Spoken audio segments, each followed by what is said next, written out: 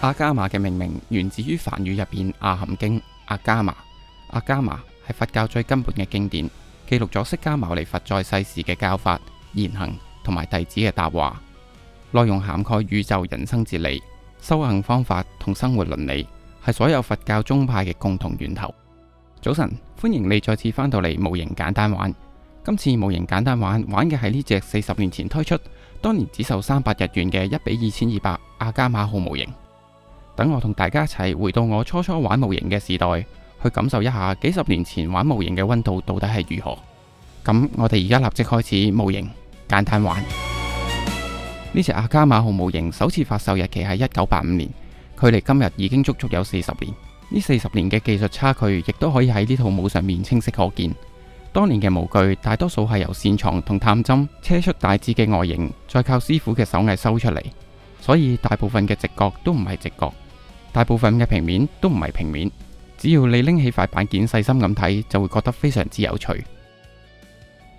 同好多年紀比較大嘅玩家一樣，我嘅模型同樣係由指甲鉗開始，但係去到中學時期認真咁學砌模型開始，我嘅工具就已經由指甲鉗變咗做筆刀。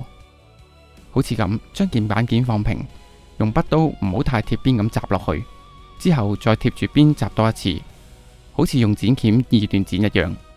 年代久遠嘅模型，另外一個特色就係佢啲榫位同裝位都只係對位用。哎呀，咁就跌咗啦。所以當你玩得多呢啲咁嘅古物，你就唔會怕隻模型有啲咩斷差、拍唔埋、夾好大，呢啲所有嘅問題都唔夠呢套是但一粒嘅問題多。如果你下次咁啱見到呢啲咁嘅古物，幾十蚊，價錢又唔貴，都可以買返嚟練下手，當係一次基本功嘅練習。另外，由於呢啲古物99% 都係中間劈開嘅，條夾口冇裝位嘅逼實，呢啲咁嘅夾仔就變得非常之重要啦。如果塗好晒膠水唔夾實，當膠水乾透之後，就會好容易發覺總有啲地方係仲有條罅嘅。玩呢類古物嘅時候，好多時都會用到煲踢，例如呢啲冇榫位嘅地方，我都會用煲踢暫時貼實佢做架組。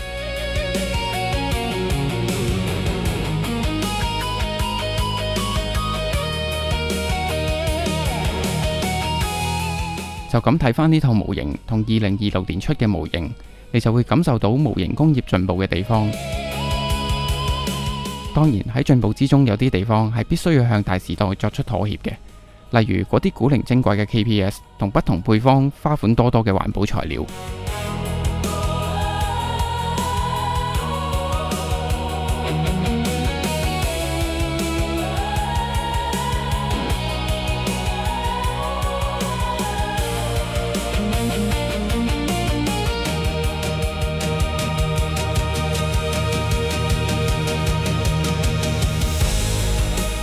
到咗假組階段，呢隻阿伽瑪號要假組起嚟都唔係咁容易，啲手手腳腳頭頭尾尾一路砌一路跌翻出嚟，簡簡單單嘅塑組過程，其實都花咗10幾分鐘先至拍到一個心肝脾肺腎齊晒嘅畫面。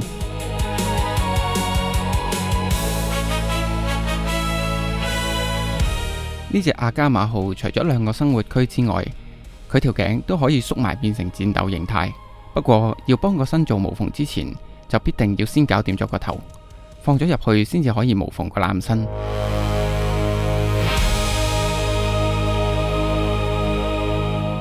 佢條頸上邊有好多好醜樣嘅窿，先用 UV 布套填好佢。好多時用 UV 布套嘅時候，入邊都會有啲小嘅氣泡，記得要拎牙籤、針、黑線刀或者尖嘴鉗，將入邊嘅氣泡盡可能清除。咁一陣打磨嘅時候，就唔會磨完發現上面有啲窿喺度啦。頭上邊有2粒仿結構嘅暗瘡，由於佢哋真係太似暗瘡，所以我會剪咗佢，再用膠板做翻粒方正少少嘅貼翻上去。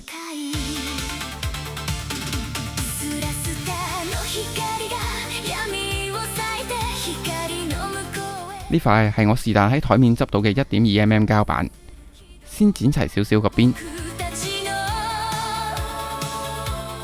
盡量磨翻直4邊。再剪出你認為合適嘅尺寸，再磨翻斜少少，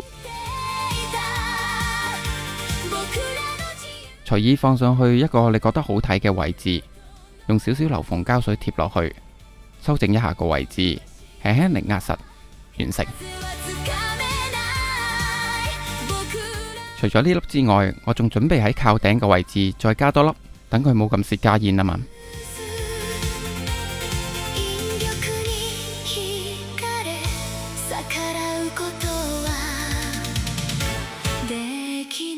跟住就再幫呢兩粒嘢嘅四邊都磨斜返少少。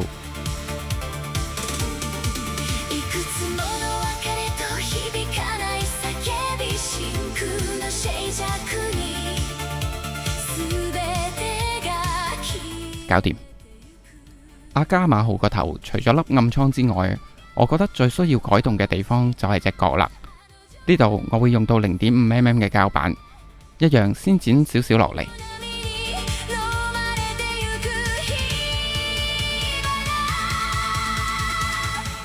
用流縫膠水貼落去，移返啱個位置，將四邊剪返貼。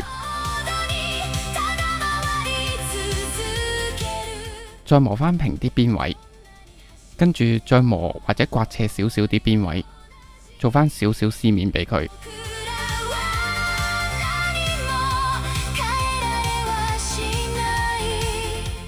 隻角除咗粗咗啲之外，佢嘅底座亦都太過單薄。但係由於我手上邊嘅銅枝最幼都只係得1.0嘅關係，所以我就只係加闊多少少個底座，令兩隻角感覺上冇咁粗啦。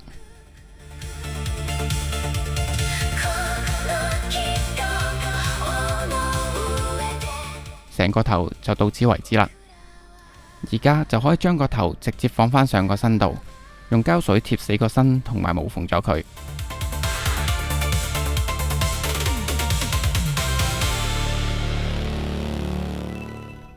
點好晒膠水，用少少力壓實咗兩邊之後，就可以拎啲夾出嚟夾實佢，等佢乾後再打磨啦。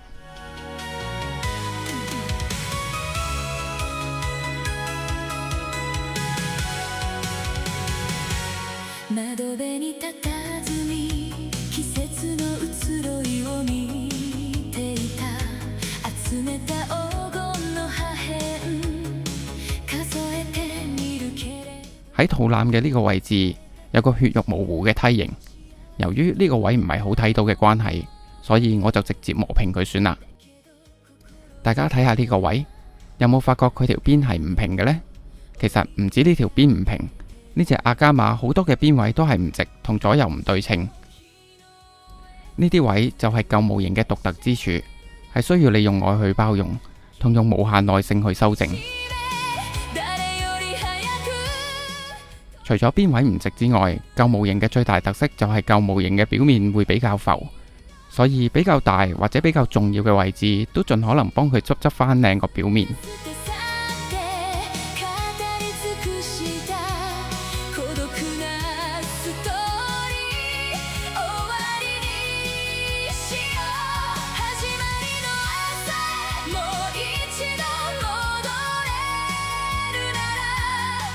嚟到腳嘅部分，不意外呢個部分都係中間劈開嘅。先拎返個噴口出嚟，清理好啲補貼之後，就可以開始打磨啦。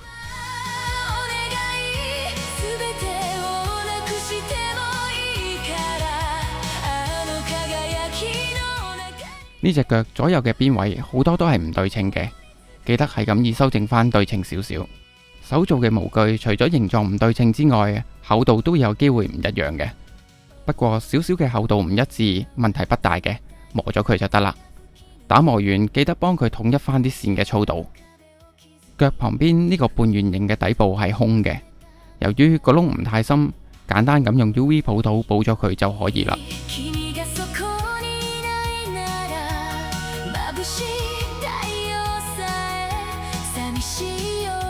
另外呢隻腳喺我噴完灰之後，發覺向前呢個窿真係唔係好美觀，所以我就決定用膠板做翻個入氣口嘅物體放入去，先度好個入氣口嘅尺寸，大約係12mm乘以4.8mm，跟住就裁翻接近尺寸嘅膠板出嚟。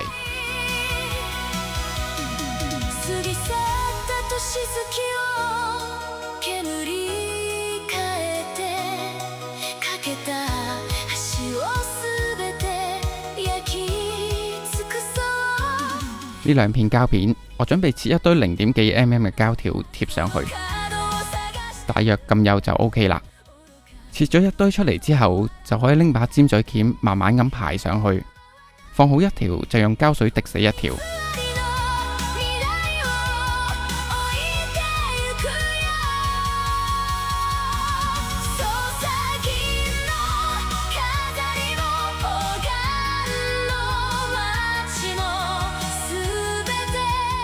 排好晒之後，再壓一壓實佢，再拎另一片膠片出嚟放喺下邊，咁就唔使由頭再做多次啦。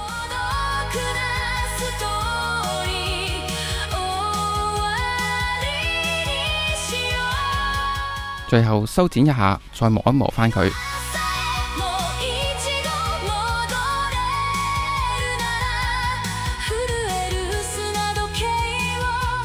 放返入去試位。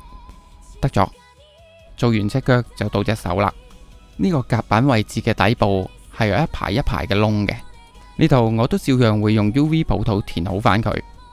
記得有氣泡嘅地方要篤咗佢，覺得唔夠嘅可以再加，加到你滿意為止。加完啦就可以照燈，10幾20秒硬化咗之後就可以磨返平佢。喺夾板面呢度有一個模仿彈射台造型嘅物體，我就覺得呢個彈射台唔似之餘仲好醜樣，所以我決定將佢剪走。呢塊夾板嘅邊位異常岩巉，想玩呢隻嘢或者準備玩呢隻嘢嘅都要留意一下啦。再嚟就係呢個超大型米加粒子炮嘅位置，呢個位置同樣係硬巉巉嘅，所有平面都唔係平面嘅，所有嘅角全部都唔直嘅。做到呢度就要花多啲心機啦。執完就順手再將成件零件刻一次線。呢個收埋米加粒子炮嘅艙門個邊係比較模糊嘅，我哋可以用黑線針幫佢刻返一個圈嘅黑線，等佢睇落去清晰返一啲。最後做到呢個居住區啦，呢個居住區都係左右夾埋嘅，用膠水貼實佢，再模型返所有嘅邊位同夾口。最後加返少少黑線，成隻阿加瑪號嘅雛形就大功告成啦。而家可以將佢拆開噴灰 check 件。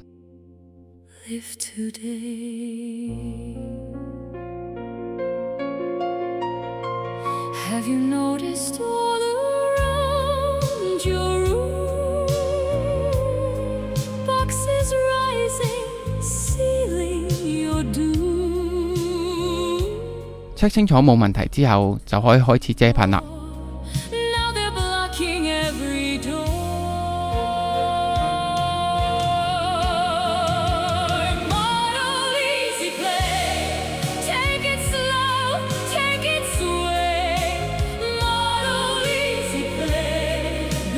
遮到嚟呢個大型米加粒子炮嘅位置，呢個圓形嘅位置有一個好簡單嘅遮蓋方法。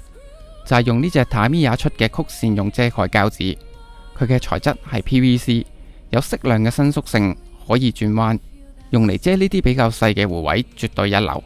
用嘅時候只需要壓實個頭，輕輕力掹行少少，一路貼落去，一路轉彎，好輕易咁就可以貼一個圓形出嚟。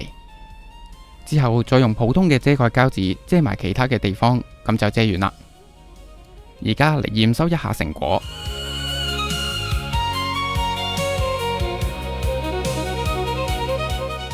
慢慢撕返晒所有遮蓋膠紙落嚟，最後就係呢隻轉彎用嘅遮蓋膠紙啦，效果都 OK 啊。我時常都會出現呢啲遮漏遮衰嘅情況，呢啲情況下我多數都會拎返用嚟噴嗰支油出嚟，滴兩滴落隻碟度，之後再用筆慢慢點返上去，咁就唔怕自己做遮蓋唔叻啦。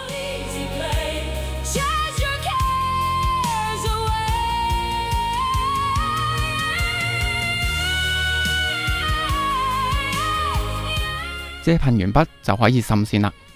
平時我都用呢啲開好咗嘅滲線液，但係由於呢隻舊模唔知擺咗幾耐嘅關係，用 X20開嘅呢啲滲線液有機會一夜就揦爆咗件膠，所以我今次會用珐琅油加白電油去稀釋，盡量減低爆膠嘅風險。首先倒少少白色嘅珐琅油，再逐少咁加黑色入去，最後加多啲白電油稀釋佢。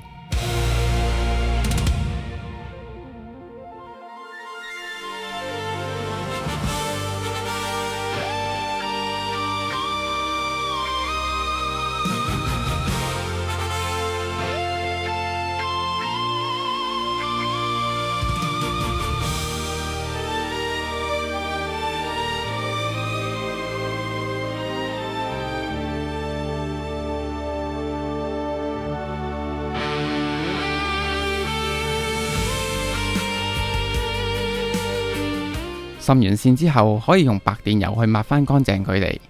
抹乾淨晒啲滲線，check清楚晒所有嘅部件都冇問題之後，就可以將佢哋用瞬間膠組合返埋一齊，最後就可以連埋個地台一齊拎去燒光啦。我用咗大約2個星期時間去完成呢隻阿加瑪號。喺呢2個星期入邊，我充分感受到工業技術同設計技術嘅進步。由40年前所有嘅嘢都喺中間劈開，直到40年後嘅今日，一條夾口都冇，連剪鉗都唔需要用嘅 EG 系列，甚至係結構複雜、分析仔細嘅 PGU。40年前嘅模型製作人相信佢哋對手可以改變一切，化腐朽為神奇。40年後嘅模型人只係不停埋怨製作公司分析差、分件差，呢度有個窿，嗰度有偷膠。到底呢40年模型人係進步定係退步咗呢？好多謝你浪費咗你寶貴嘅時間，選擇去睇呢一個冇花生又冇姐姐又冇模型界最新資訊又冇營養又冇教育意義嘅模型簡單玩。臨走前記得俾翻個 like， 未訂閱嘅記得免費訂閱，留言講下你人生第一盒模型到底係啲乜，仲有記得 share 俾你啲永遠生積唔砌又時常嫌3嫌4嘅豬朋狗友啊！多謝你收睇模型簡單玩，我係手機大爆炸，咁我哋下次有緣再見，拜。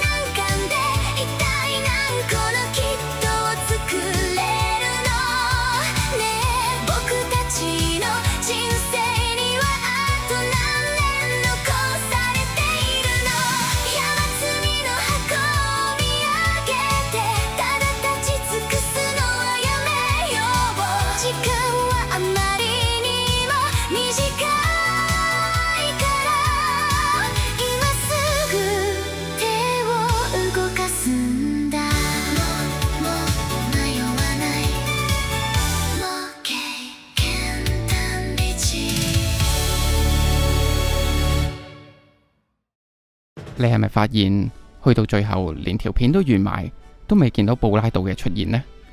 呢位林生去到呢一刻終於出現啦。由於我都好多年冇手遊人仔啦，游得唔好嘅記得出盡力咁笑啦。